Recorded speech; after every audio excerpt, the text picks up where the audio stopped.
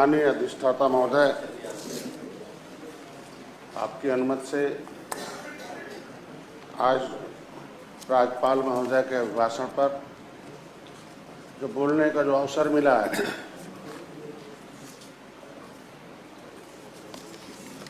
हमारी सरकार की उपलब्धियां जो 5 सालों से रही हैं, मैं 2019 से भारतीय जनता पार्टी के साथ सहयोगी दल के रूप में आया हूं। उनकी उपलब्धियों को देखते हुए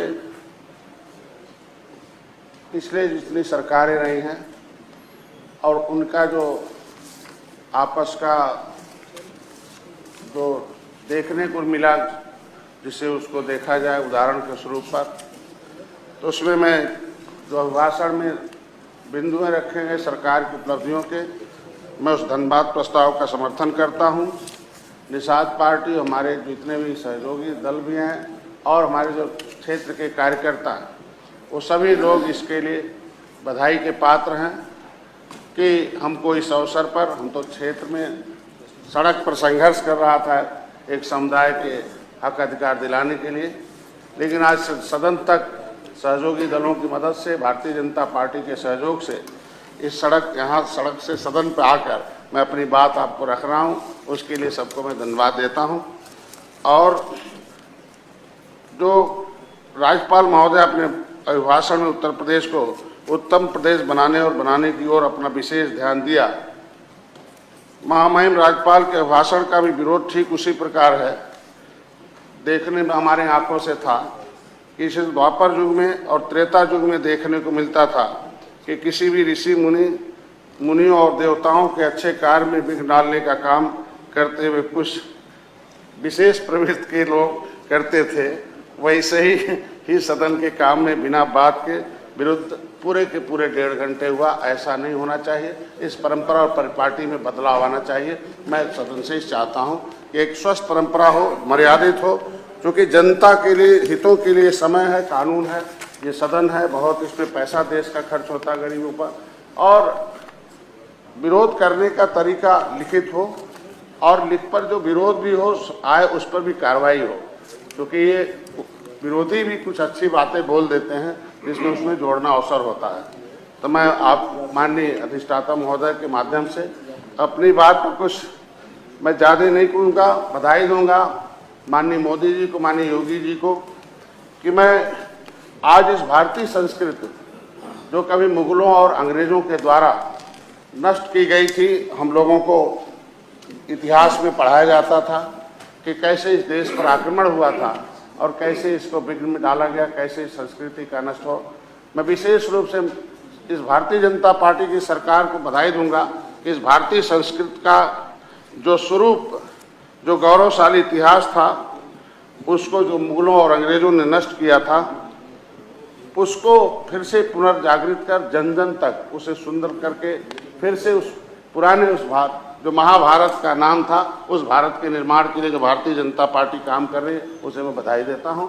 और उसको भाषण में जोड़ा था, उसे मैं धन्यवाद देता हूं। मैं ज़्यादा नहीं, मैं थोड़ा इतिहास में ले जाना चाहूँगा, क्योंकि इतिहास जो है, कहा गया history is the mother of politics, movement is the father of politics. इतिहास जो है वो राजनीति की माँ होती है और आंदोलन उसका बाप होता है, और राजनीति ही आंदोलन का जो जरिया है। जो आंदोलन होते हैं क्षेत्र में, उसको आके यहाँ चर्चा और परिचर्चा होती है।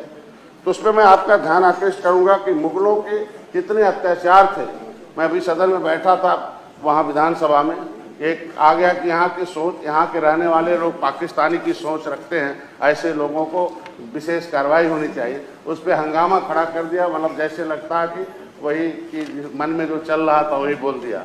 तो ऐसे में मुगलों ने क्या दर्द दिया था उस जमाने में कि अपने बच्चियों की इज्जत बचाने के लिए नेल पॉलिश का, जो आज नेल पॉलिश मार्केट में निकलता है, तो लोग सुअर पालते थे कि उसके सुअर को खून को लगा देते थे। तो मुगल जो होते थे उन महिलाओं के प्रति घृणा पैदा करते थे अपनी इज्जत बचाने के लिए। देश की महिलाओं ने क्या क्या किया है, इस देश की जनता ने, कि अंगुली पर जब वो देखते थे क्या है तो कहें सुअर का खून है, इसलिए उसको छोड़कर मुगल भाग जाते हैं।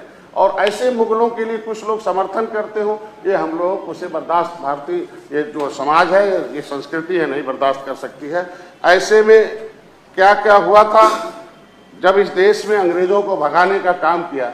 कानपुर एक जगह है, सतीश चौरा घाट है, वहाँ 300 नावों को हमारे मछुआरों ने भगाया था।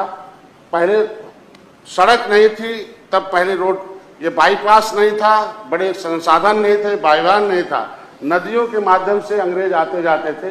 तो उसका नतीजा था कि डुबो के मारने के नाते जो 27 जून 1857 को 300 नाव में डुबाया था समाधान लोचन निषाद और उनके अगुवाई में जो नाव थे, अपनी नाव तोड़कर उन्हें डुबाया था।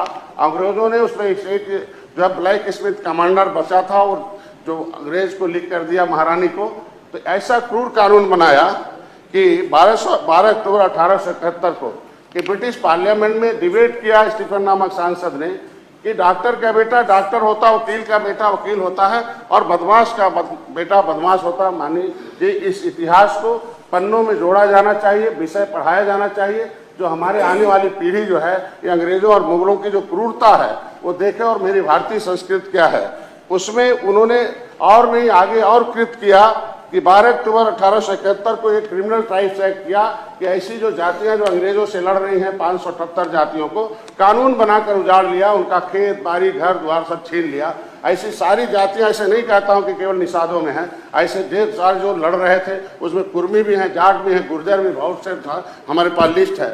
और उनसे लड़ने वाले जो आज पाइपलाइन में हैं, जो आज के दिन में सड़कों पर वो पाइपलाइन में है, पॉलीथीन में है, जो आज पुलिस वाले उन्हें बावरिया कहते हैं, वो इस देश को आज़ाद कराने वाले हैं। एक अगरिया जाति है जो महाराणा प्रताप के लिए हथियार बनाते थे, आज उनके लिए ठेला जो है उसमें जाइए तो महाराणा प्रताप का पूरा चिन्ह उसमें मिलता है। तो मैं इस सदन के माध्यम से चाहता हूं कि ऐसा जो समाज सड़कों पर घूम रहा है उस पर भी सदन को विचार करना चाहिए। और आज के दिन भारतीय जनता पार्टी को धन्यवाद दूंगा कि ऐसे सारे इतिहास को बाहर ला रही है, उसके लिए काम कर रही है, विचारणी बिंदु उसमें जोड़ा जाना चाहिए। एक्ट बनाया, क्रिमिनल ट्राइब्स एक्ट से बर्बाद किया, हमारे लोग नाम बदल के छुप गए, तो उन्होंने कहा ये कहाँ चले गए, तो पता चला उनकी माँ, उनकी जो औरतें होंगी, उनके जो पेट में बच्चा होगा वो उस जाति का होगा। वो जातिगत जन्म जाति अपराधी घोषित कर दिया। जाति से कोई अपराधी नहीं होता देश को आजाद कराने वाले लोगों को। तो महिलाओं को जेल में बंद किया गया, जो बच्चे पैदा होते थे उन्हें जेल में अंग्रेज मार देते थे, इतनी क्रूरता किया था। फिर उनके रोजी रोटी का साधन किया, एक एक्ट बनाया फेरीज एक्ट, खाट छीन लिया, कहा अगर नदी से तुम्हें पैसा कमाना है तो तुम्हें पहले अंग्रेजों को पैसा देना होगा, तब तुम्हें जाके उस पर काम करने की इजाजत मिलेगा। फिशरीज एक्ट बना दिया, माइनिंग एक्ट बना दिया, फॉरेस्ट एक्ट बना दिया। और वो जो पट्टा नीति उस समय में लाया, वो पट्टा दिया गया कि भाई जब सरकार को रुपया जो कमा के देने के लिए तैयार होगा निषाद, वही उस मछली को मारेगा, पट्टा लेगा। मेरा समाज अब कमा के देने लगा, कोई उसमें धनी होने लगा। उन्होंने कहा इसमें टेंडर नीति लाओ, दो निषादों को लड़ाए, जो अधिक अंग्रेजों को कमा के देगा उसे पट्टा दिया जाएगा। तो उन्होंने कहा अभी नहीं, इसमें दो ही परेशान हैं, एक कलम कहीं पढ़ने निकल जा रहे हैं, कहीं और मछली मारने में फंसा दो। उसने समितियों का निर्माण किया कि 100 लोगों को लाओ, सहकारी समिति के नाम पर 100 लोग मिलकर जब अंग्रेजों को कमा के देंगे तब जाके वो जीवन यापन कर पाएंगे। ऐसे सारे जेल अंग्रेजों के बनाए हुए जो कानून हैं उस पर मैं सदन में आया हूँ, विचार करना चाहिए। मैं आज के दिन में भारतीय जनता पार्टी को धन्यवाद दूंगा, ऐसे ढेर सारे कानून जो है उसे बदल रही है। आज के दिन में 31 अगस्त 1952 को देश आजाद हो गया।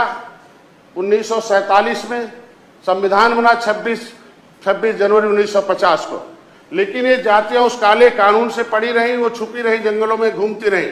31 अगस्त 1952 को पार्लियामेंट में डिबेट में चंद्रिका राम जब कलकत्ता से जीत के आए, उन्होंने जब आवाज उठाई, बाहर प्रदर्शन हुआ, उस काला कानून को तब रात में बदला गया। 31 अगस्त 1952 को वो काला कानून हटाकर इस देश में कानून बना कि उसको डीनोटिफाइड किया जाए। अंग्रेजों का जो नोटिफिकेशन था उसका नाम हो गया डीनोटिफाइड ट्राइब्स, उसे विमुक्ति जनजाति के रूप में नाम दिया गया कि ऐसी जातियों की दशा SC ST से भी खराब है। मैं सभी सदस्यों से चाहूंगा कि जो ऐसी जातियां जिन्होंने देश को आजाद कराया हो, अंग्रेजों मुगलों से लड़ा हो, उसके लिए भी लड़ाई लड़कर उसके लिए उनके बच्चों के उनके जीवन में सुधार होने की चर्चा होनी चाहिए। खाली एक को जो कानून बन गया हो, कानून का सहारा मिल गया हो किसी को, उसी को आगे बढ़ाना वो भी ठीक है, लेकिन ये भी जरूरी है, तो इसके लिए भी काम होना चाहिए।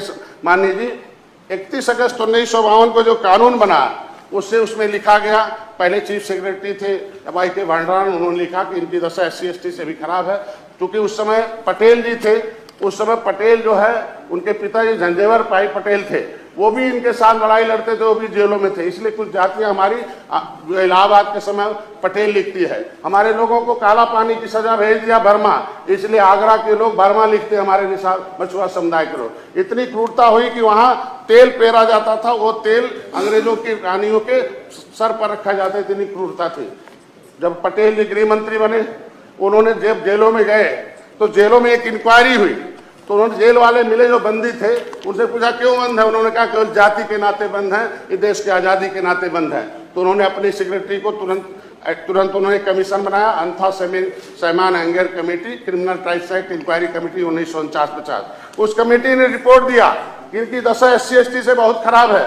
माननीय, मैं चाहूंगा ध्यान इस पर विचार किया जाए कि ऐसे जो कानून से प्रभावित जातियां हैं, आज के दिन में इसकी लड़ाई मैं सड़क पर लड़ता था, मैं सदन में आ गया। मैं बधाई देता हूं, धन्यवाद देता हूं भारतीय जनता पार्टी ने कि जिस तरीके से त्रेता में कभी भगवान राम ने निषाद राज को गले लगाया था, उस समय भी एक रावण राज चल रहा था। उस रावण राज खत्म करने के लिए निषाद राज ने अपनी सेना राम को दिया था, रावण राज खत्म हुआ था। उसी तरीके से ये आज के दिन में राम की जो संस्कृति है उसको स्थापित करने के लिए भारतीय जनता पार्टी ने, मोदी जी, योगी जी ने ये निषाद राज के वंशज डॉक्टर संजय को गले लगाकर इस रावण राज को खत्म करने का, क्योंकि रावण राज इसलिए कह रहा हूं कि इस देश को आजाद कराने वाली जातियों के लिए, एक पूरा बोल लेने दीजिए, इस देश को आजाद कराने वाली जातियों को घुमंतु और घुमंतु तमाम डिनोटिफाइड ट्राइब का किया गया। इसमें कमीशन बनाए गए कि पहला कमीशन बना देवर जनजाति कमीशन 1960 में, 1965 में BN लूकर कमेटी बना, बालकृष्ण रेणुका कमेटी बना। ये कमेटी बनाते रहे, ऐसी कमेटी बना दिया कि अंतिम में आज तक 2008 की कमेटी आज तक लागू नहीं हुई, कूड़ेदान में डाल दिया। मैंने सदन में आवाज उठवाई थी, मानी जो हरिभाऊ राठौर थे बॉम्बे के, मैं इस पर रिसर्च कर रहा था, मैं किताब लिख रहा था। 6 घंटे बहस हुई सदन में, मीरा कुमारी जी लोकसभा अध्यक्ष थे। इस 6 घंटे देश को आजाद कराने वाली जातियों के मामले को कूड़ेदान में डाल दिया। तो मैंने फिर गुस्से में आया, अपनी टीम बनाया, हमने कहा जब इस देश को आजाद कराने वाली जातियां कूड़ेदान में जा सकती हैं तो ऐसे सरकार को भी कूड़ेदान में जाना चाहिए। उसे भारत में कोई उसे राज करने का कोई अधिकार नहीं है। साथियों, माननीय महोदय जी, ज्यादा कुछ नहीं कहूंगा। इसमें जो 1950 जो संविधान लिखा गया उसमें एक सूची बनी, सूची में 66 समूह आ गया। समूह हुआ कि भाई इतनी जातियां हैं, उन्हें संविधान में नहीं लिखा जाना चाहिए, तो उसके एक ग्रुप हुआ, जातियों का एक समूह बनाया गया लेदरमैन, जिसे अनुसूचित जानू मतलब होता नीचे, सूचित मतलब सूचित किया जाएगा कि तुम कैसे नीचे आ गए। पहले तो तुम्हारे पास खेत बाड़ी था, ये देश में आजाद सा संस्कृत था, जब राम राज था तो सभी सुखी थे, सबके पास खेत थे, धन दान थे, तो कैसे नीचे आ गए।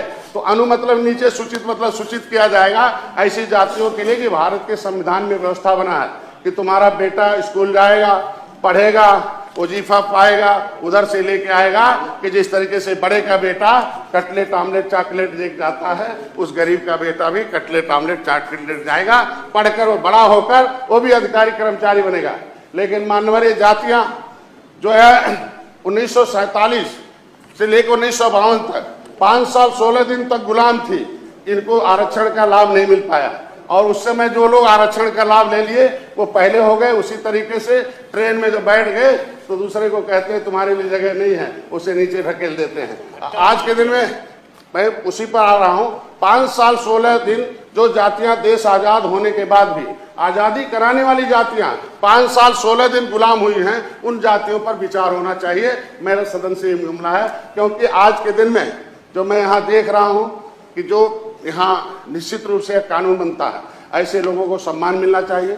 वो अंथा सैमन अंगार कमेटी में रिपोर्ट में आया कि ऐसे जातियों के दरवाजे पर ताम्र पत्र लगना चाहिए कि ऐसे घरों के लोग जो है इस देश में अंग्रेजों से लड़े थे, उजड़े थे, उन्हें बसाने की व्यवस्था भारत सरकार का है। ढेर सारा उसमें आया। तो मेरे कहने का मतलब है, लेदरमैन को तो मिल जाएगा, अनुसूचित जात आयोग केवल लेदरमैन की सुरक्षा करता है, वो 66 समूह कहाँ जाएगा।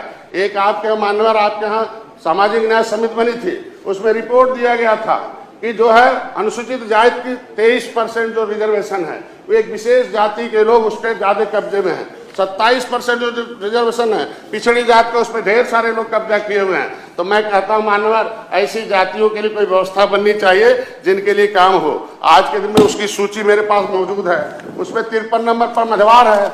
1961 में गिनती हुई, 1931 में गिनती हुई, 41 में हुई, 51 में सरकार नहीं थी, 1961 में पहली गिनती हुई थी। हमारी आबादी उस समय 8 लाख थी, आज के दिन में 7,000 हो गई।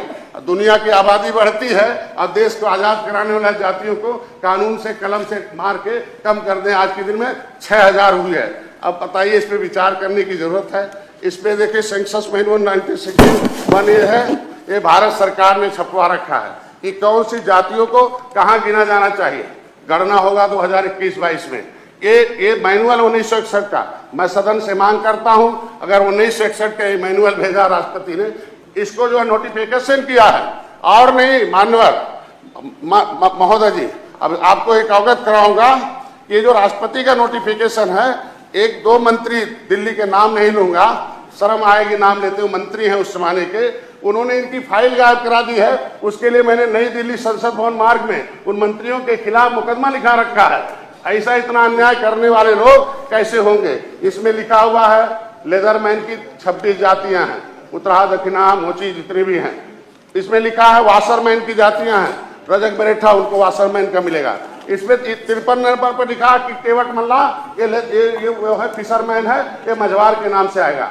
इसमें मझवार, गौड़, तुरैया, खरवार, बेलदार, खड़ूट, कोली 7 नाम लिखे हुए मान्यवर। इनका 1981 तक मिलता था, लेकिन इनकी उपजातियों को ये जितने लोग थे वोट के चक्कर में, ये मेरा वोट बैंक रहेगा, उनकी उपजातियों को कह दिया कि तुम्हें पिछड़ी में है, हम डालेंगे, पिछड़ी में डलवा दिया गलती से। तो जब राष्ट्रपति ने एक बार अनुसूचित जात की सूची में सूचीबद्ध कर दिया हो और लिख दिया हो केवट मल्ला मझवार हैं, ये अनुसूचित जात के हकदार हैं, तो बिना पार्लियामेंट में डिबेट के उनका नाम पिछड़ी में क्यों आ गया। उससे आगे चलिए मानवर कि मझवार जब इसमें लिखा हुआ है, तो ये समाजवादी पार्टी 2016 में कई बार कहती रही कि हम देंगे। 2007 में माननीय मुलायम सिंह ने लिख भी दिया था, जो अनकॉन्स्टिट्यूशनल था। जब दिल्ली में लिखा हुआ है कि जो अनुसूचित जात की सूची में शब्द होगा उसी नाम से दिया जाएगा, केवट मल्ला से जारी करके इनको गुमराह किया गया। जाते जाते 21/12/2016 को समाजवादी पार्टी ने एक शासनादेश जारी किया। उसमें आया कि मझवार के लोगों को सर्टिफिकेट दिया जाएगा। उसमें लिख दिया अंतिम में कि केवट मल्ला कह के जो रोकेगा वो जेल जाएगा। मानव उसमें उसी दिन दूसरे दिन 22/12/2016 को एक ही दिन बाद एक दूसरा शासनादेश जारी हो गया कि ये 17 पिछड़ी जातियां ये अनुसूचित जात के हकदार हैं। मैं इनको स्पेसिफाई नहीं कर रहा हूं, क्लियरिफाई कर रहा हूं। इसको दोनों को लेकर एक अम्बेडकर ने स्टे कर दिया, 31 स्टे ले लिया उसने। 31/12/2016 को मानवर राज्यपाल ने अधिसूचना जारी कर दिया कि ये केवट मल्ला, बिंद, कश्यप, कहार, राजभर, ये 17 पिछड़ी जातियां अब पिछड़ी जाति के लिस्ट से बाहर कर दी जाएंगी और उन्हें अनुसूचित जात का हकदार होगा। मानवर सबको मालूम है कानून का संविधान है, संविधान के सारे देश चलता है। कोई राज्यपाल और राष्ट्रपति का जब नोटिफिकेशन हो जाता है उस पर कोई कोर्ट स्टे नहीं देता है। मंत्री समय का ध्यान रखें। 1 मिनट सर, ज्यादा समय नहीं लूंगा। इनकी सुरक्षा न्याय मांगना हमारा काम है, इनको सुरक्षा देना आपका काम है। आप जैसे इनके सुरक्षा दे रहे हैं, पढ़े लिखे लोगों को दे रहे हैं, तो ये गंवार जो देश को आजाद कराने उनको भी सुरक्षा देना आपका काम है। आज के दिन में ये 17 जातियां रोड पर घूम रही हैं, कानून के मुताबिक पिछड़ी में नहीं है, स्टे मिल गया। अगर मझवार पर स्टे मिला हुआ है तो एक अनकॉन्स्टिट्यूशनल है। मैं एक बात यही कहूंगा, धन्यवाद दूंगा माननीय योगी आदित्यनाथ को कि मेरी आवाज को दिल्ली में उठाया। मैं धन्यवाद दूंगा योगी आदित्यनाथ को कि उन्होंने 18/12/2021 को हमारी बात को माना, स्वीकार किया और जो अधिकारी इसमें दोषी था उसे रात में हटाया और दिल्ली लेकर मेरा भेजवाया। Registrar general of census of India से पूछा कि डॉक्टर संजय जो कह रहे हैं वो सही है कि नहीं है। मैं बधाई देता हूं माननीय योगी आदित्यनाथ को, भारतीय जनता पार्टी को, कि सही दिशा में पहल किया, कि सही बात किया जा कि सच्चाई क्या है, गुमराह क्यों किया जा रहा है। और आरजीआई को मैं धन्यवाद दूंगा भारतीय जनता पार्टी को कि आरजीआई ने इस लेटर को एक्सेप्ट कर लिया और 20 दिसंबर 2021 को जो रजिस्ट्रार जो है यहाँ के सचिव ने भेजा वहाँ दिल्ली के registrar general of census of India को कि डॉक्टर संजय कहते हैं कि 1961 में केवट मल्ला की गिनती हुई थी, राष्ट्रपति कह रहे हैं कि केवट मल्ला को मझवार में गिनना है। क्या सही है कि नहीं है। मैं बधाई दूंगा केंद्र सरकार के मोदी जी को, अमित शाह जी को कि उन्होंने registrar general of census of India को लिखा, लेटर लिखा सामाजिक न्याय मंत्रालय को कि राष्ट्रीय अध्यक्ष डॉक्टर संजय ने जो प्रतिवेदन दिया है कि केवट मल्ला मझवार हैं, ये अनुसूचित जात के हकदार हैं, लेकिन नोडल विभाग सामाजिक न्याय मंत्रालय है, सामाजिक न्याय मंत्रालय उत्तर प्रदेश सरकार को दे। मैं ये कहना चाहता हूं कि आज के दिन में परसों देखा समाजवादी पार्टी तख्ती लेकर वहां दे रही थी कि 17 जातियों को अनुसूचित जात का दर्जा दे। क्यों गुमराह किया जाता है? जब इनके सहयोग से कांग्रेस की सरकार चल रही थी तो माननीय विशंबर जी आवाज उठा रहे थे वहां, और इनके सारे सांसद बाहर भाग आ गए।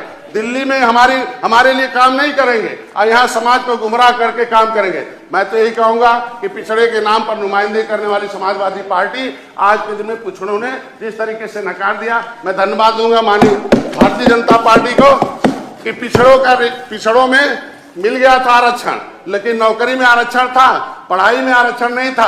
पढ़ाई में मोदी जी ने आरक्षण दिया है, मैं बधाई दूंगा भारतीय जनता पार्टी को। पिछड़ा वर्ग आयोग को सुरक्षा दिया उन्होंने, हम अनकॉन्स्टिट्यूशनल थे। मैं आपसे उम्मीद यही करता हूं कि 66 समूह को आपको सुरक्षा देना है, न्याय देना है। इन जातियों के साथ जो अन्याय हो रहा था उसके साथ आपको कुछ नहीं करना है। बधाई दूंगा, इन जातियों के विकास के लिए सोचा, मोदी जी ने सोचा, अमित शाह जी ने सोचा, मत्स्य मंत्रालय को अलग करा दिया। 70 साल से अंग्रेजों ने तो क्रूरता की। 7 जून 2015 को मानिए, मैं आपके सदन का आपका सेवक हूं, आप बस ज्यादा नहीं, मैं सेवक हूं। अपनी आवाज को मैं उठा रहा था, मेरे लोग 7 जून 2015 को कसरवल कांड, मैं रेल केंद्र सरकार की होती है, मेरे लोग रेल से आवाज उठा रहे थे, समाजवादी पार्टी ने गोली मरवाया, एक मेरा भाई मारा गया और मेरा भाई मारा गया और 302 का मूल्य हमें बना दिया। मैं बधाई दूंगा मानी, मेरे को जेल में हमें तन्हाई में रखा गया था। मैं धन्यवाद दूंगा योगी आदित्यनाथ को, ये मेरा त्याग ऐसे लोगों को देश में राजनीति करने का हक नहीं है।